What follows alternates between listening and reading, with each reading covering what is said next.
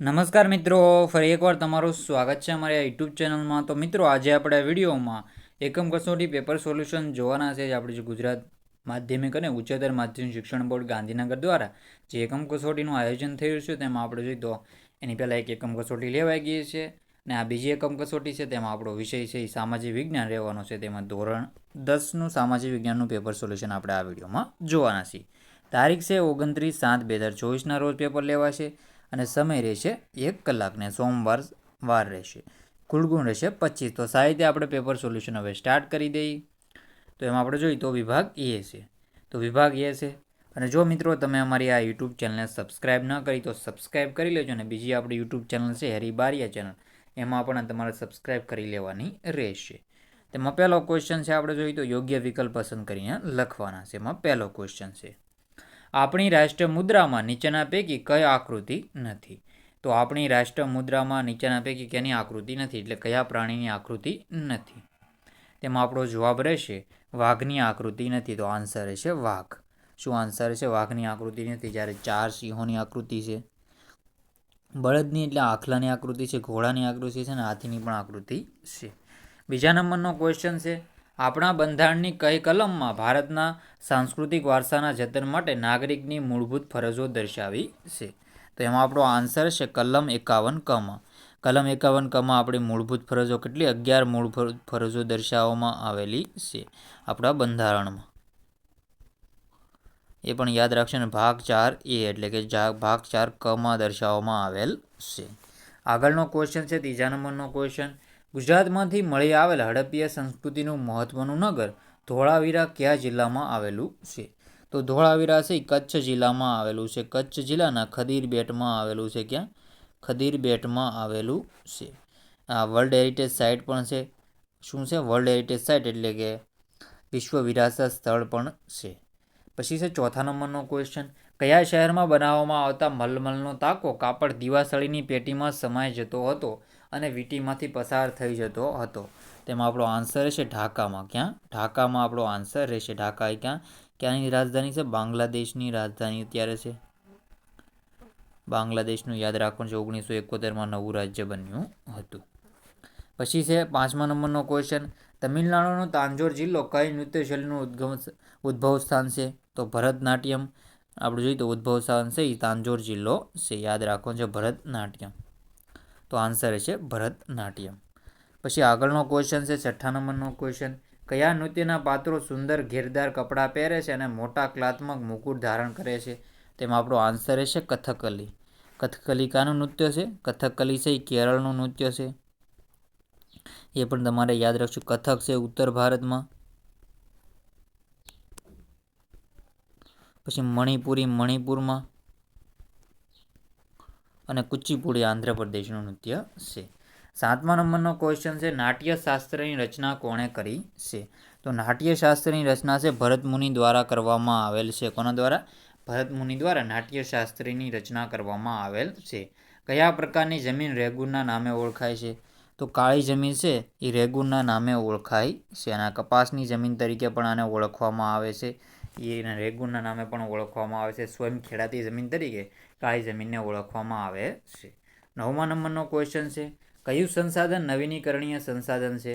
તેમાં આપણો આન્સર રહેશે સૂર્યપ્રકાશ છે એ નવીનીકરણીય સંસાધન છે. બાકી બધા અનવીનીકરણીય સંસાધન ખનિજ તેલ, ખનિજ કોષો અને કુદરતી વાયુ રહેશે જવાબ. 10મા નંબરનો ક્વેશ્ચન છે, નીચેના પૈકી કયા દેશમાં મિશ્ર અર્થતંત્ર પ્રવર્તે છે? તેમાં આપણો આન્સર છે આપણું ભારત છે. એમાં મિશ્ર અર્થતંત્ર છે એટલે કે બજાર પદ્ધતિ છે. અને સમવાય આપણે જોઈએ તો બજાર પદ્ધતિ.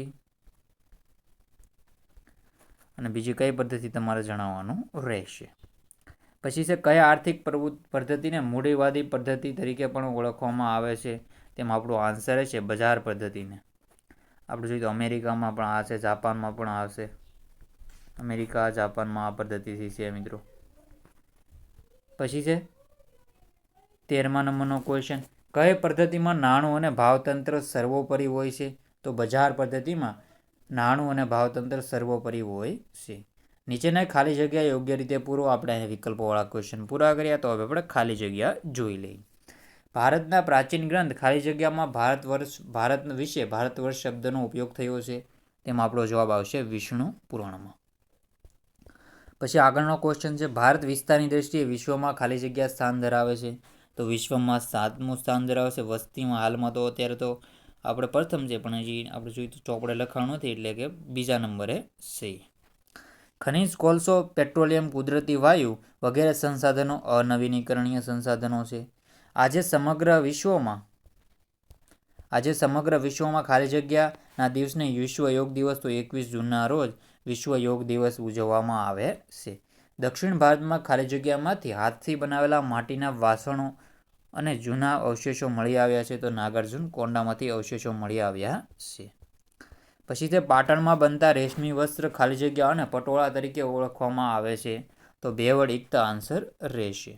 7મા નંબરનો ક્વેશ્ચન છે, વાતાવરણમાં રહેલા ઓક્સિજન, નાઇટ્રોજન વગેરે વાયુઓ સંસાધન છે. તો એકલ સંસાધન છે. કેવું છે? એકલ સંસાધન છે. એકલ સંસાધન રહેશે. તો આવી રીતે આન્સર રહેશે. પછી છે વિભાગ બી, નીચે આપેલા પ્રશ્નોના ટૂંકમાં ઉત્તર લખો. તો નીચે આપેલા પ્રશ્નોના ટૂંકમાં ઉત્તર લખવાના રહેશે. ભારતમાં શુભ કાર્યોની શરૂઆતમાં લેવાતા સંકલ્પોમાં કયા કયા શબ્દોનો ઉપયોગ થાય છે? તેનો આન્સર રહેશે, ભારતમાં શુભ કાર્યોની શરૂઆતમાં લેવાતા સંકલ્પોમાં ભારત વર્ષ, ભરતખંડ, જંબુદ્વીપ, આર્યાવત વગેરે શબ્દોનો ઉપયોગ થાય છે. ભારતીય સંગીતના કેટલા રાગો છે? કયા કયા? તો ભારતીય સંગીતના કેટલા રાગો છે? કયા કયા? તો આનો આન્સર છે, ભારતીય સંગીતના કુલ 5 રાગો છે. શ્રી છે, દીપક છે, હિંડોળ છે, મેઘ છે, ભૈરવી છે. કયા કયા? તમને લખી પણ આપું, આપણે જોઈતું તો એમને યાદ રહેશે આ રીતે. પહેલો આપણે જોઈએ તો શ્રી છે, પછી છે દીપક, પછી છે હિંડોળ, પછી છે મેઘ અને લાસ્ટમાં છે ભૈરવી. તો આ યાદ રાખવાના રહેશે. 5 રાગ છે. પછી આપણે આગળ વધી જઈએ. આ બધા રાગો છે ભગવાન શંકરના મુખમાંથી ઉત્પન્ન થયેલા હોવાનું મનાય છે. જમીન કોને કહે છે? અને પ્રાથમિક ક્ષેત્રમાં કઈ કઈ આર્થિક પ્રવૃત્તિઓનો સમાવેશ થાય છે? બંને ક્વેશ્ચનના આન્સર જોઈ લો. પ્રાથમિક ક્ષેત્રમાં ખેતી છે, પશુપાલન, મત્સ્ય ઉદ્યોગ, મરઘા બતકા ઉછેર, વનસંવર્ધન, વન્ય પદાર્થોનું એકત્રીકરણ, કાચી ધાતુનું ખોદકામ વગેરે આર્થિક પ્રવૃત્તિઓનો સમાવેશ થાય છે. આઈએમપી ક્વેશ્ચન છે, વિકલ્પોમાં બધે પૂછાય એવો કેવો છે. પછી છે મિશ્ર અર્થતંત્ર એટલે શું? તો મિશ્ર અર્થતંત્ર એટલે એવી આર્થિક પદ્ધતિ કે જેમાં જાહેર અને ખાનગી ક્ષેત્રનું સહઅસ્તિત્વ હોય તથા બંને ક્ષેત્રો એકબીજાના હરીફ નહીં પરંતુ પૂરક બનીને કામ કરતા હોય. મિશ્ર અર્થતંત્ર એટલે બજાર પદ્ધતિ અને સમાજવાદી પદ્ધતિનો સમન્વય. પછી છે નીચે આપેલા પ્રશ્નોના ઉત્તર 4-5 વાક્યમાં લખો. આર્યો પ્રકૃતિ પ્રેમી હતા એમ શાથી કહી શકાય? તો આર્યો વૃક્ષો, નદીઓ, પર્વતો, સૂર્ય, વાયુઓ, વરસાદ વગેરેની પૂજા આરાધના કરતા હતા. તેમણે પ્રકૃતિના તત્વોને સ્તુતિઓ, વૈદિક ઋચાઓ, મંત્રો રચી હતી. સમય જતાં તેમાંથી યજ્ઞાદિ ધાર્મિક ક્રિયાઓ ભારતમાં શરૂ થઈ હતી. આથી કહી શકાય કે આ પ્રકૃતિ પ્રેમી હતા. ગુજરાતના ધાર્મિક મહત્વ ધરાવતા સ્થળો તીર્થસ્થાનો કયા કયા છે? તો આ બધા તીર્થસ્થાનો છે એ સાહિત્ય જોઈ લઈએ આપણે હવે. તો ધાર્મિક સ્થળો, દ્વારકામાં દ્વારકાધીશનું મંદિર, તો દ્વારકામાં દ્વારકાધીશ શ્રી કૃષ્ણનું મંદિર છે. અને જગતગુરુ શંકરાચાર્યની શારદાપીઠ આવેલી છે દ્વારકામાં છે. 12 જ્યોતિર્લિંગ પૈકીનું એક સોમનાથ મંદિર અને દ્વારકામાં નાગેશ્વર વન આવેલું છે. આપણે જોઈએ તો નાગેશ્વરમાં આપણે જોઈએ તો કયું જ્યોતિર્લિંગ આવેલું છે એ પણ તમારે એ છે મિત્રો. જગતગુરુ શંકરાચાર્ય શારદાપીઠ આપણે જોઈ લીધું. પછી ઉત્તર ગુજરાતમાં અંબાજી બનાસકાંઠા જિલ્લો, બહુચરાજી મહેસાણા જિલ્લો, મહાકાલી માતાનું મંદિર છે પાવાગઢ પંચમહાલ જિલ્લો, મીરાદાતાર ઉનાવા મહેસાણા જિલ્લો, જૈન તીર્થ પાલતાણા ભાવનગર જિલ્લો, રણછોડરાયજીનું મંદિર ડાકોર ખેડા જિલ્લો, શામળાજી અરવલ્લી જિલ્લો વગેરે ગુજરાતમાં ધાર્મિક મહત્વ ધરાવતા તીર્થસ્થાનો છે. પછી છે ભરતનાટ્યમ નૃત્ય શૈલીનો પરિચય આપો. તો આ પણ સાહિત્યનો આન્સર રીડ કરી લો. તો ધીરે ધીરે હું બધા જ ક્વેશ્ચન મિત્રો કોલ કરું છું. તમારા સાહિત્યના આન્સર જોઈ લેવાના રહેશે.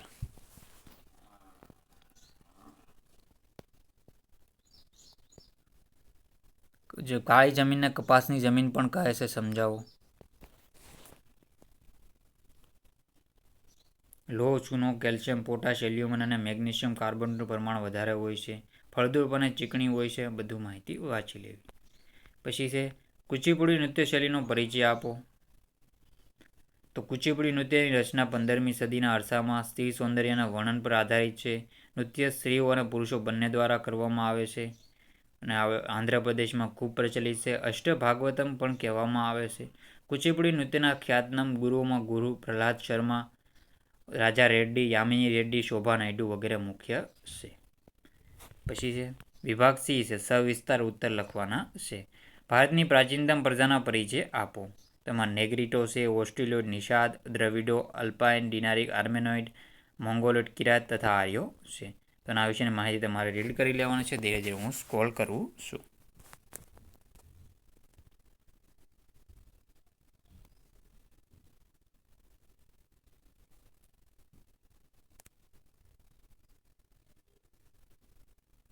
દ્રવિડો વિશેની માહિતી જોઈ લો.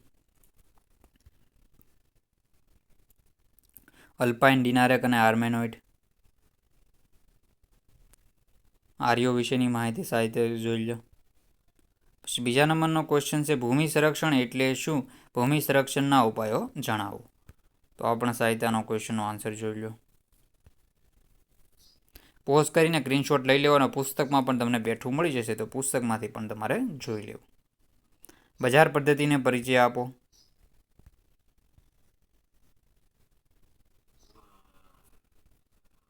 તો બજાર પદ્ધતિ આવી રીતે તમારે કરી લેવાની રહેશે. તો મિત્રો વિડીયોનો એન્ડ કરીએ છીએ. સાહિત્ય પૂરેપૂરો વિડીયો જોઈ લેજો. આપણે વિડીયોનો એન્ડ કરીએ છીએ. જય હિન્દ, જય ભારત.